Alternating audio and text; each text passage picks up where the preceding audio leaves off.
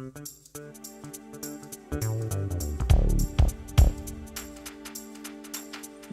everyone and welcome to FiST Chat, the vodcast that features discussions on the topics of film, science and technology. My name is Ben Warner and I'm joined once again by my good friend and colleague Steve Kern. How are you doing today, Steve? Are you ready to be wowed by what we're going to talk about today? Hello Ben, hello FiST Chat fans. Yes, I am absolutely looking for the wow factor sometime in the future. Absolutely. So don't forget our website, www.fistchat.com. You can get all our links there. Interact with us on Facebook and Twitter. Leave messages, tweet us, whatever. We'd love to hear from you. You can catch all of our back episodes on YouTube, Vimeo, and Digicosm TV. And you can subscribe to our audio via RSS, iTunes, and FeedBurner. And, of course, check out our blogs. We've just been enhancing those over the last few weeks. So a lot more links, a lot more things are available, so in more places, so you'll be able to see all of our blogs more of the time, which can only be a good thing. Absolutely. So I guess following up from last week, we talked about the iPhone 5 and the introduction of that, and how many people thought that it lacked the wow factor, and it's a very capable phone, and obviously, it's the best iPhone, and arguably maybe it's one of the best smartphones out there, but it didn't have the wow factor for a lot of people. And I guess today we're going to maybe talk about what possibly could be something that could be introduced that would be the wow factor. And seems like we'll be looking at quantum computers for this. Do you want to maybe give us a quick overview of that, Steve? Or Oh yeah, well let's just keep it very simple. Yep. Quantum computing effectively allows information, instead of being held on silicon chips, basically being kept at the atomic level, whereby the spin of electrons around an atom can be used to encrypt information.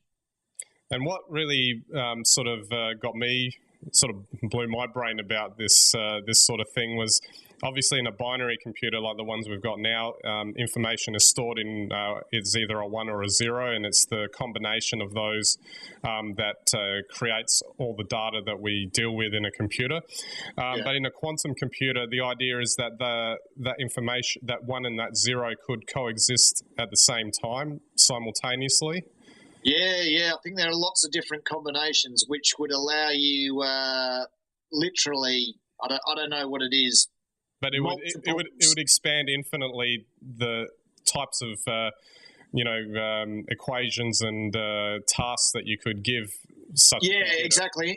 If you think about how the architecture has increased in terms of 32-bit to 64, that's nothing. Yep. Basically, like this would allow you to do literally billions more calculations in the same amount of time, yep, in a smaller space too, which is just incredible. Yeah, absolutely.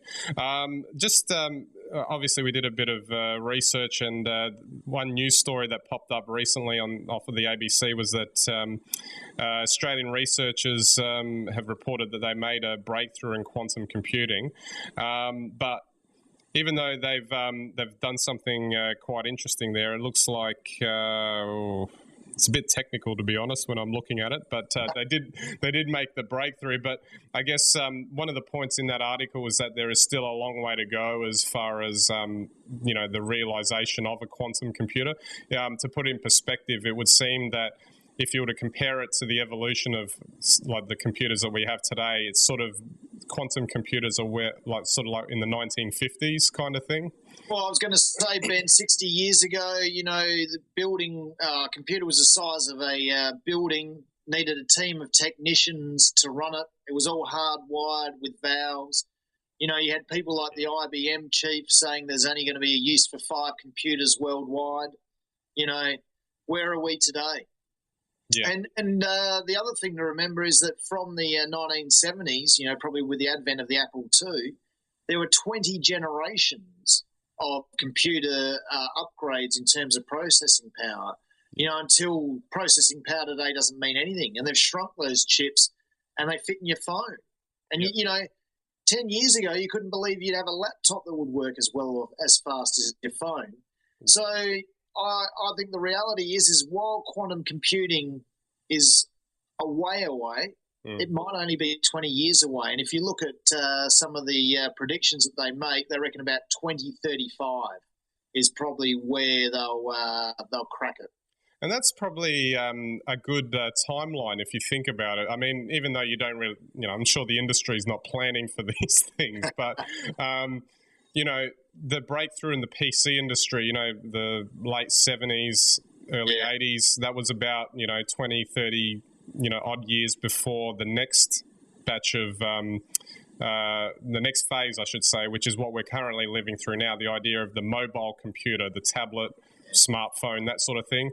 So it kind of fits that milieu if you kind of look at it that way, especially now that, people are saying, Apple's latest products don't have the wow factor, but that's because at the end of the day, they invented it, and its competitors have gone along with it. This touch-based mobile computing, that's what we have now, and we're going to have that for a while now.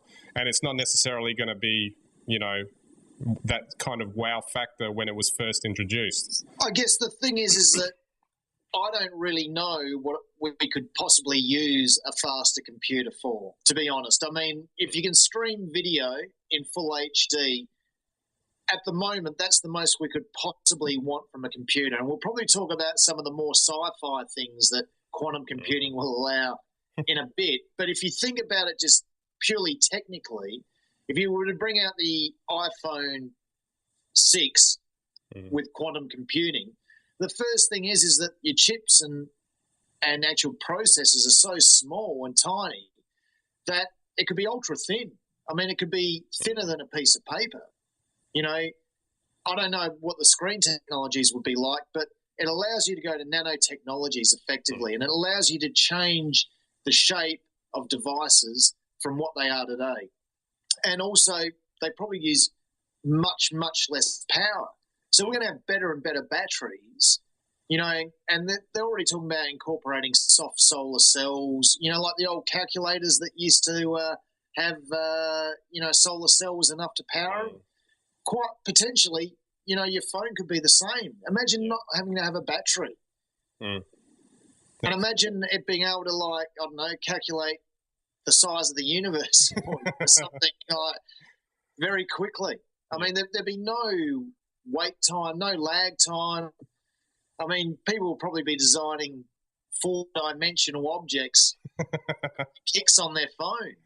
It's unbelievable what the potential would be. The funny thing is, if Apple has anything to say in the design of such a phone, it can't be paper thin, because you can't have a promo video showing a diamond cutting machine making the phone and wowing everybody. I don't know. Maybe they show us a guillotine. Yeah. Look, we chopped it in half, and look, we can put it back together again just as easily. Well, I mean, you can imagine that something like that. I mean, I doubt that once we move to quantum computing that any of the devices that we use today will have a physical presence. Yeah. Because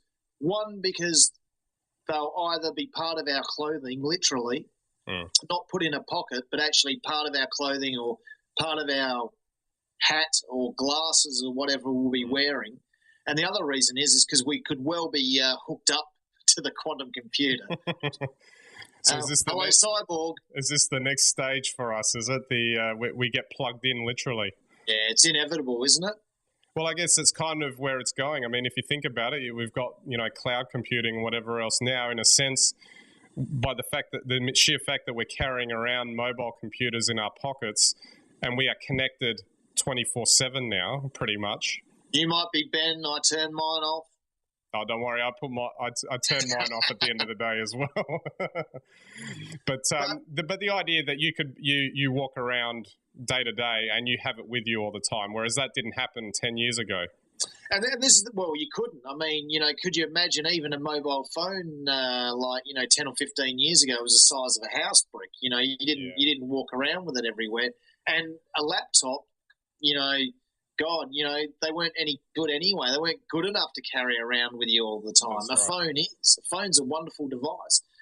But what quantum computing will do is, because it works on an atomic level or molecular level, that is the key to integrating it computing into our biology. And that's where the big change will be. Now, I don't know if that'll happen in 20 years' time, and I don't know what the ethics would be, and I'd love FiST Chat fans to tweet us with whether they would accept to become part machine. We'll have to watch that space then. I'm sure Hollywood will be bringing out a movie soon. Absolutely. All right, we have to move on. We'll move on to our news bites, but still sticking with our quantum topic here. Now, this was an interesting one from scienceillustrated.com.au. The idea of being able to store movies, we store movies typically on film, CDs, DVDs, or whatever. But this is a bit odd, storing it in room temperature atomic vapor, which was very strange. The idea is that the image is absorbed by atoms at a point in a cell, and then is reconstituted. What is it? It's it stores the image and then plays them back in reverse or something. Is that that was the understanding as far as I could see there? I don't understand the technology, but it's probably something as simple as the light is trapped. Light present equals 1, light absent equals 0.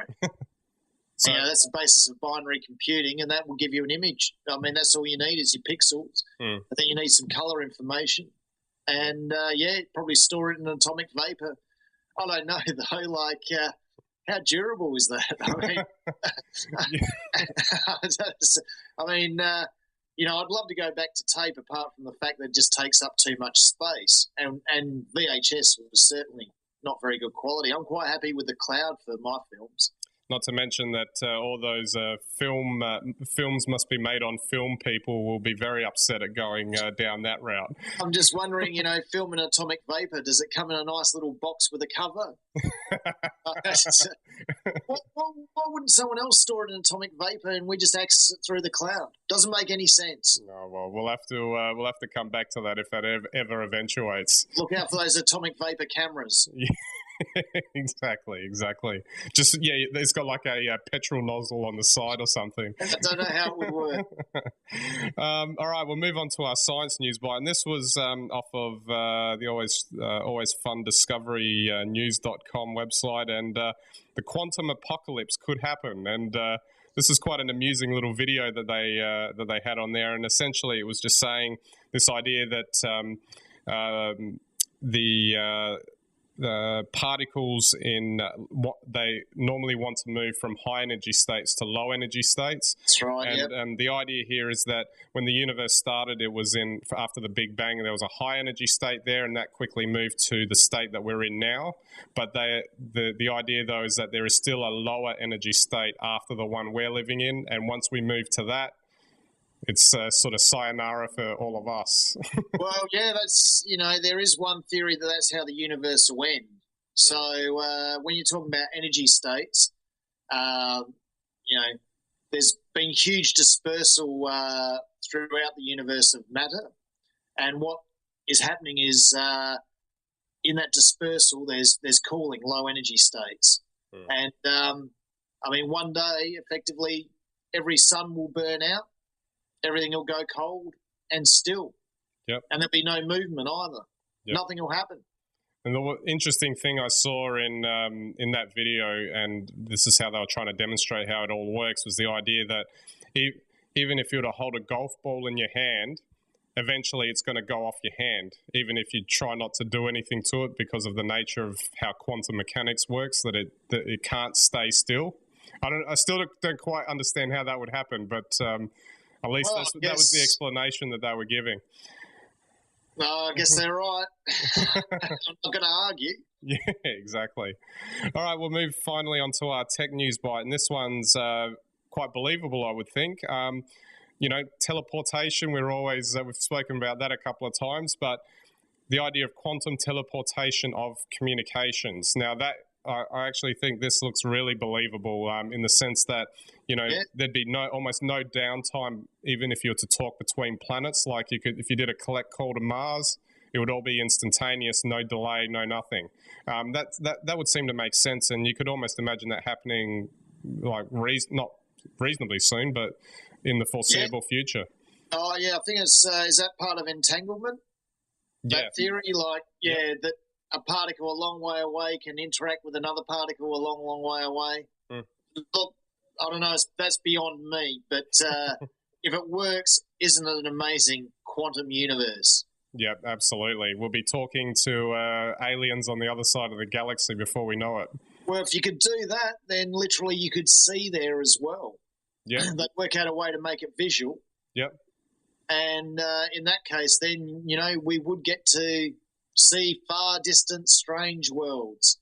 I can't wait, Ben. Bring it on. And if Hollywood's still there, they'll make us see it in 3D too. Glasses from the last show I went to. Yeah, absolutely. All right, Steve, we're out of time, so thanks again for the chat. Always a pleasure. FiST Chat fans, tweet us because we love to hear what you think about the quantum future. Absolutely. So that's it for this week's episode, so we'll catch you next week.